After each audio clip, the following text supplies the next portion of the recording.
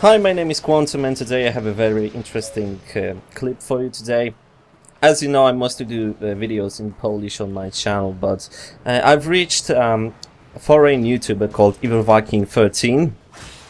Hey folks, I am Dave, the not so evil EvilViking13. So we're gonna do a little bit of an interview because, you know, it's very hard to reach those big YouTube stars kind of on YouTube, but I've been on a live stream of EvilViking13, and I said, well, I'm gonna ask him if he's gonna do an interview for me, and he agreed. So today we're gonna talk about some things about YouTube, about games, and that sort of stuff. I have a few questions for him, and we're gonna see how it goes further in the video. So the first question that I have for you is, what encouraged you to make YouTube videos? What was that first thing that showed you that it is a kind of nice hobby to have, to make videos on YouTube?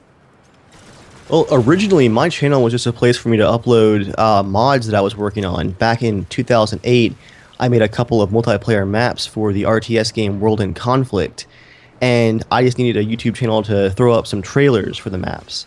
And that was basically all my channel had for quite a few years. I think it was around late 2011, right before Battlefield 3 came out. I was playing Bad Company 2 with a bunch of friends, and at that time I was just playing around with, I think it was Fraps at the time. Just recording bits of footage here and there, and from playing with friends and coworkers, I'm like, it'd be fun just to do some quick montages of our gameplay. Yep. So originally it was just me posting montages just for fun, but I think my channel got its first boost during the Battlefield 3 beta, when I got into a couple of the Caspian border servers that went up just briefly during the beta, and I posted some of that gameplay. And I just really enjoyed it. I really enjoyed sharing those Battlefield moments originally, those moments that you only see in the Battlefield series that kind of catch you off guard, where you're in a gunfight and a helicopter crashes in between you two as you're shooting at each other, you know, all that kind of thing. Jet killed by an RPG. Yeah. That sort of stuff. Yeah, I love sharing those moments, and it just kind of took off from there. Yep, so your start as a gamer. What was the first game that hooked you into gaming, sort of? Oh man, I guess for consoles it would have to be the original Mario games. Zelda: Link to the Past. That was a fantastic little RPG game. So actually your beginnings were as a console player, yeah?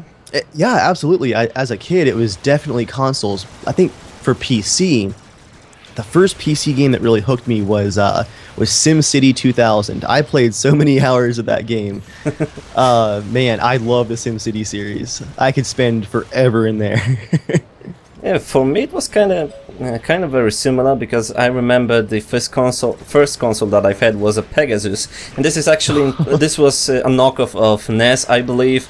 It was very cheap. The pads were like very easy to break, but it worked, and I've seen some things connected with gaming. Yeah. Then I've had like PlayStation 1, and then I was totally lost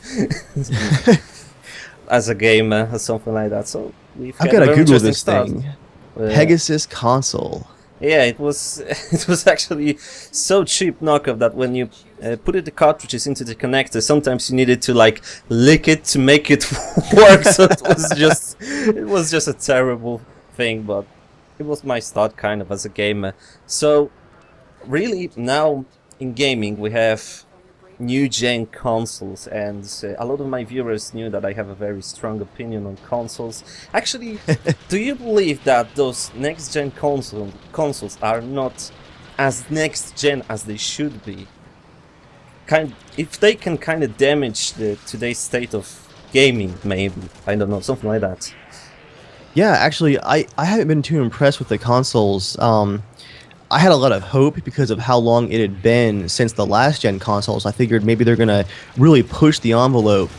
But what we're seeing here, even in the first year of launch, is a lot of games, especially on the Xbox One, running at only 900p instead of full HD. Yes, and this is it's just rough. This is just terrible. On PCs we have like 4K displays. Of course they are very expensive, but if you think about the future, the console should support 4K to at least live for a few years, upcoming years, of course.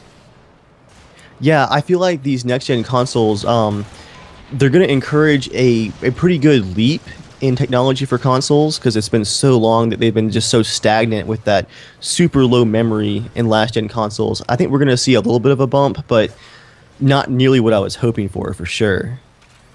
Okay, so on which upcoming games are you excited about right now? Oh, Kind man, of the games first that one you must have. The first one that comes to mind, definitely The Witcher 3. Yeah, it is a Polish game, and I'm so excited really about that, because this is the only game that I believe from Poland that went really big worldwide. Yeah, I mean, it is, in my opinion, one of the highest quality series out there. I played both of the originals, and the bump in quality from the first game to the second was amazing. The second game was so polished. Oh, so good. I was not able to play the first Witcher, and because of the graphics, I'm kind of I don't want to play it, and it has this gameplay that I don't like. This game style, sort of, this real RTS. But the second one was pretty good, and I like one thing about CD Projekt is that they make a lot of free DLCs, and they will not take basically any money for you to have those free DLCs. That's a kind of a nice approach from them, I think. Yeah, as a developer, I think they're definitely one of my favorites. I think just about anybody can look at their company and say, yeah, I can support these guys. They're making good games and they're doing it the right way. So let's talk about YouTube a little bit for now. What would you change in YouTube if you could? What is the thing that you maybe don't like so much about YouTube? Man, it's actually improved a lot compared to how it used to be. I think the main thing that has changed has been it's a lot less buggy than it used to be. Yep, definitely. Yeah, I used to get, failed uploads all the time. Oh, yes. And, yes. Like, Me you post too. a video and, 4 of your subscribers would see it, and it's gotten a lot better than it used to be. Yeah, but they are sometimes changing some things that are kind of controversial. Sometimes they are not so controversial, they're very good, but they like to experiment a lot, and I think people don't like when a well-seated service just experiments with some things and tends to break something else. Well, here, I'll ask you about one of the big changes from last year. What do you think of the new comment system on YouTube? Really, as for a smaller YouTuber, I don't see as big of a change as some other people see, because I'm basically able to read all the comments on my channel, and I'm trying to respond to every comment on my channel. So for me, it's not that big of a deal. Actually, I like one thing about the new comment system, that they've and that now your text can be without any limit. Yes, basically that's what I'm trying to say. You can type a very big comment. Sometimes it may be not so constructive, but most of the time it's kind of nice to just raise your opinion on something like that. Or I don't know. It's just better in my opinion. Yeah, I wasn't a fan at first, but now that I've gotten used to it, I love, like you said, there's the larger comments, and being able to put links as the content creator just in a comment. If someone asks a question, I can respond with a link now. That's a big thing. Yeah, but at the first time it was very dangerous, because basically you were able to put a link to anything, so, well, it could be a virus or something like that. But I think Google learns a lesson, and now it's a lot more secure.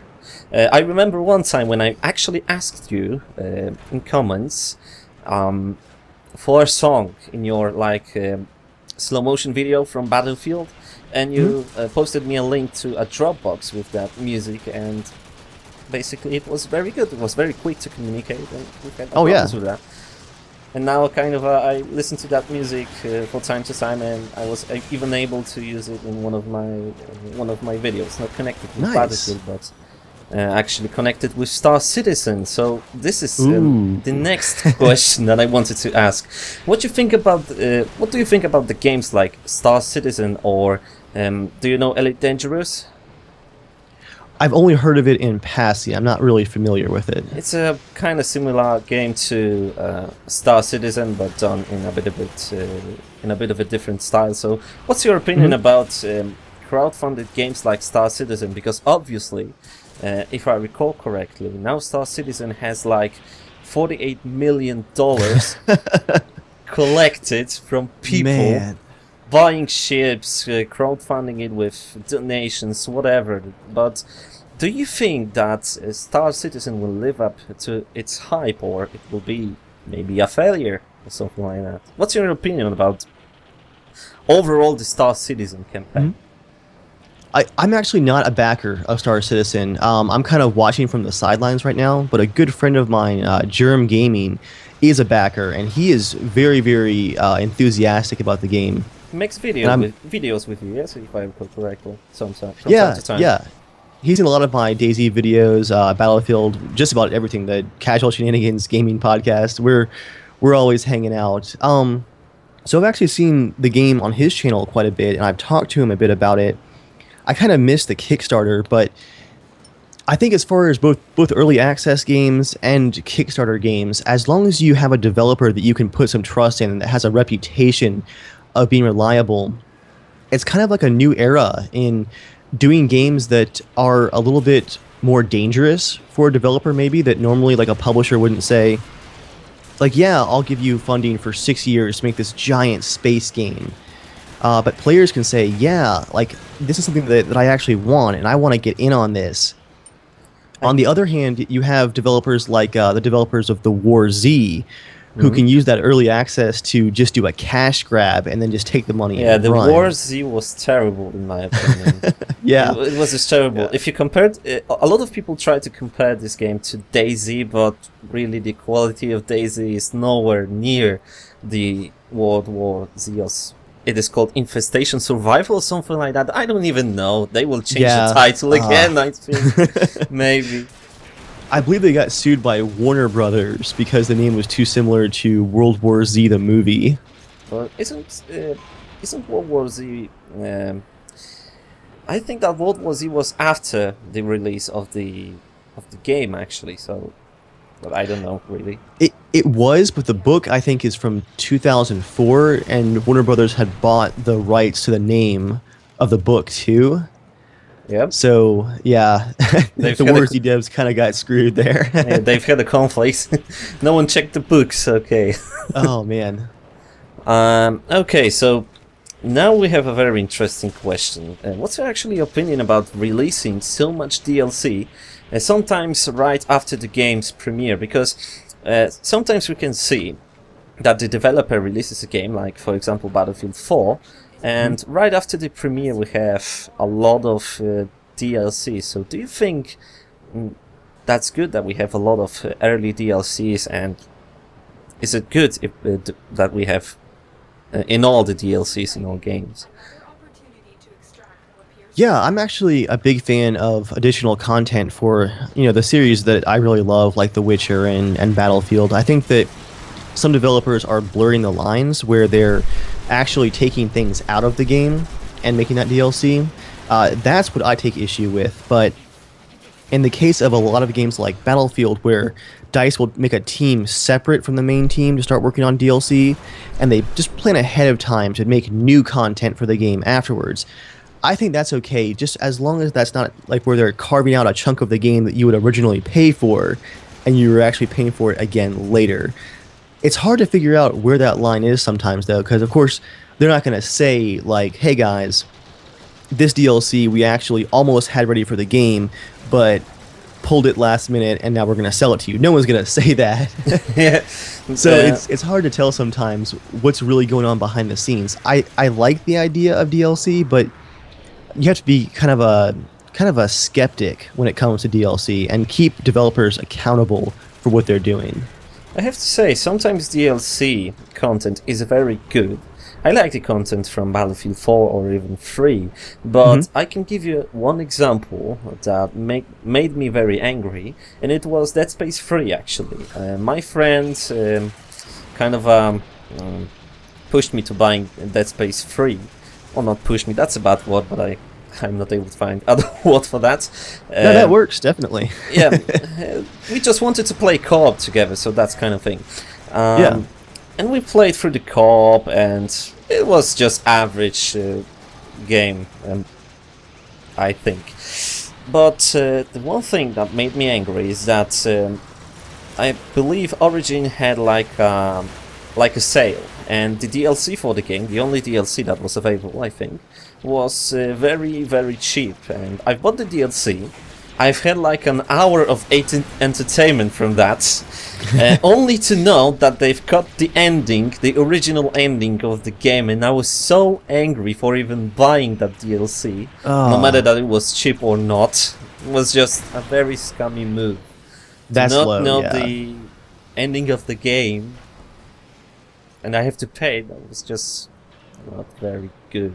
And I think that sometimes people like to bash EA for that a little bit too much, or sometimes maybe they are right. That's the thing that you've said. It's very hard to tell where the line is. Yeah. Social times. Okay, so we've seen on your channel that you have some experience with real guns, because you are owner of some guns, yes?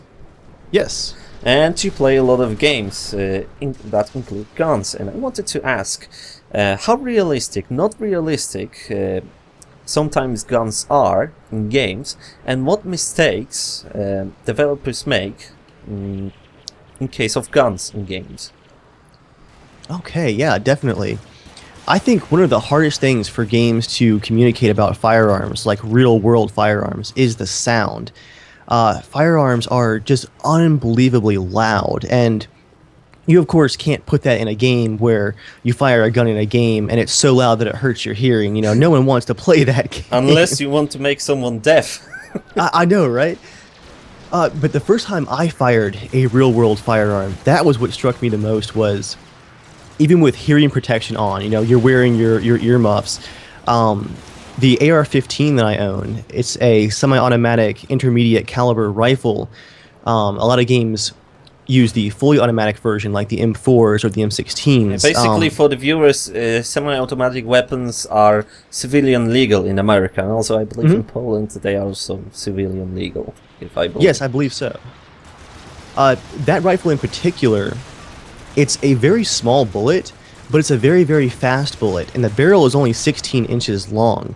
So it has all of this powder propelling this very small bullet, and you can feel that gunshot in your chest. The concussion is just, it's like a crack that just goes right through you. But like I said, you really don't want to play a game where it makes you deaf. You know, it's really hard to put that into a game.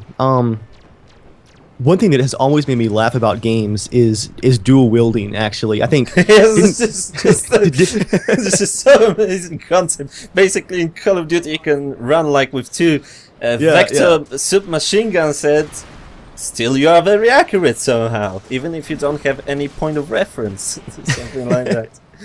Yeah, you can expect to hit absolutely nothing like that unless it's 5 feet away from you. You know, that's just a total game thing that has no basis in real life whatsoever. I've seen a video, like I believe it was a video from game trailers once, and actually they've had like a real soldier talking about the myth about dual wielding, and it was just you can kind of shoot those two pistols accurately, because you can just shoot one pistol then another and try to aim down the sides, but if you try to shoot without any kind of sights or with, I don't know, from hip fire, it's just impossible. Actually, I have also very little experience with real firearms, because like a few months ago I've been on the shooting range and I've been shooting like AK-47, the mentioned AR-15, but actually they were fully automatic in this range, so it was very nice. But the ammo is so expensive. Oh, it is. It was like I've shot like 10 rounds from AK, 10 rounds from AR-15, I believe. I've shot 10 rounds from a Polish submachine gun, the PM64. Oh, very nice. Like 15 rounds from a Glock, and it was like a price for a full game, more than a price for a full game, just 10 rounds from each gun. And I still wanted to shoot some guns because they have a lot of different weapons right there, but it is just expensive as hell. So that range had the rentals, right, where you could just pick them out off the rack and. Yes, basically. Oh, beautiful. That's how it is. But really, if you are talking about the firearms, the America is very different to Europe. Actually, I'm watching a lot of YouTube channels connected with firearms, and all of them are basically in America. And here in Europe, it's very hard to like have a license for concealed carry or something like that. You can have it in, I think, in Poland. We are not that restrictive, but still, it is more restricted than in America. So we have a very different mindset. People sometimes fear of firearms just because they can kill, but really sometimes I think people don't understand that that's not a problem of a gun, that's a problem of a person behind the gun. Yep. So sometimes they are feared without reason, I think.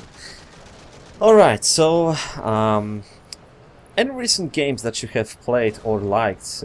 I don't think something like Battlefield 4 or something like that we all know, but something that you've played and you just really liked it, for example. Maybe something not very popular. Oh yeah, I definitely have one for you. This one caught me by surprise.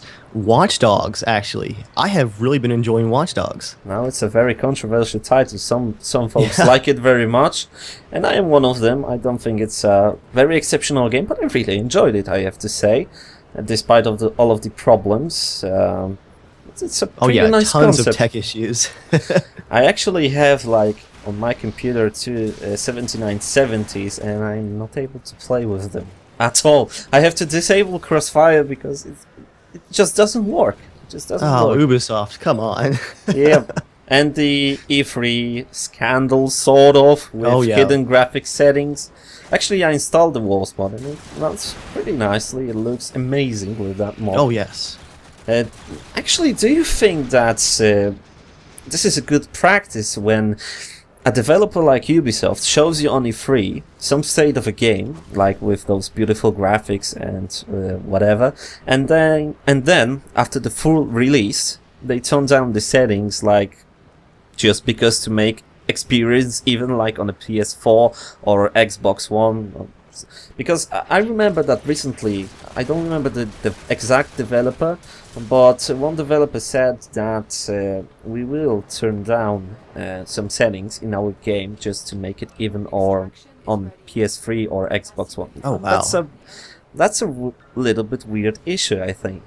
That's a low move right there, man. Yeah, basically PCs are the leading platform in case of technology, because we have displays with 144 Hz refresh rate, we have I don't know, we can have a multiple graphics card, we can upgrade 60 our... FPS. 60, yes. No, 30 FPS is enough. That's so total bullshit. No. Please, if someone says that 30 FPS is enough, I think he should reconsider the job as a developer. I know.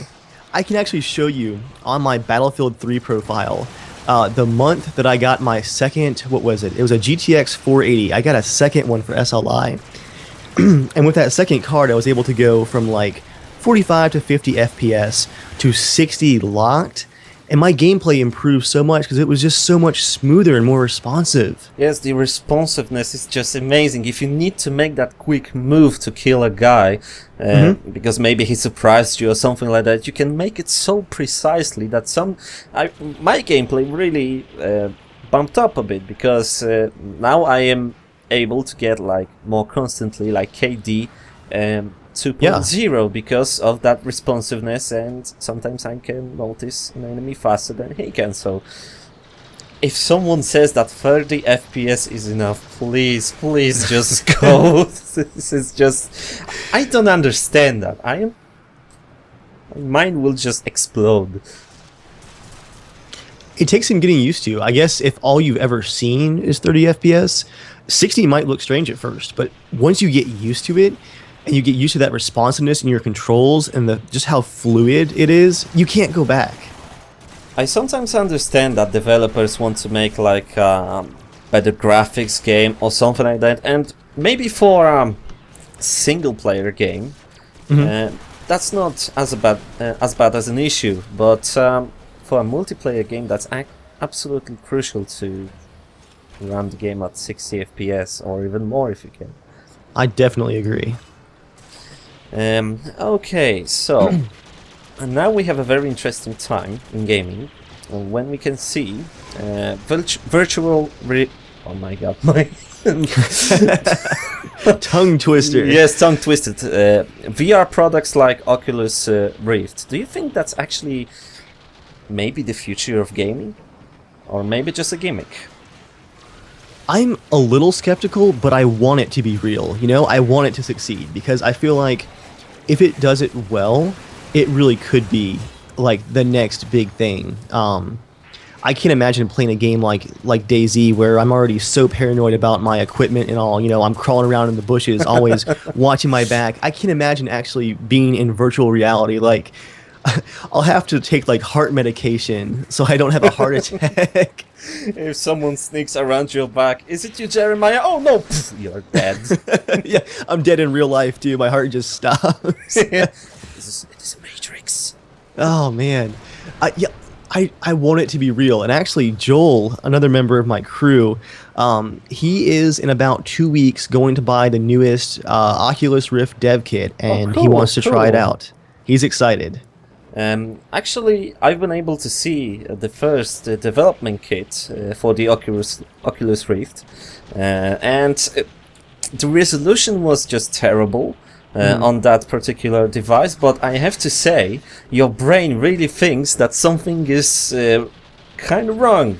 They've showed that demo of a rail cart going up and down, left and right, and that kind of stuff.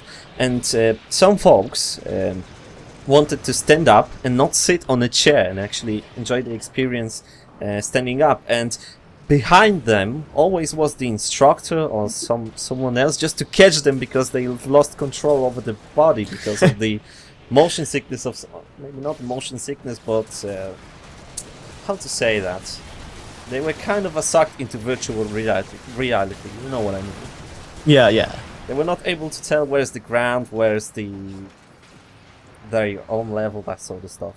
It was really interesting to see. And even when I've seen the Oculus Rift and I decided to sit on a chair, the brain told me that I'm basically in the game, and I was moving my head according to the direction of the card. I almost feels the movement of the card, so that was pretty interesting experience. But I think they really need to bump the resolution up to make it even more immersive.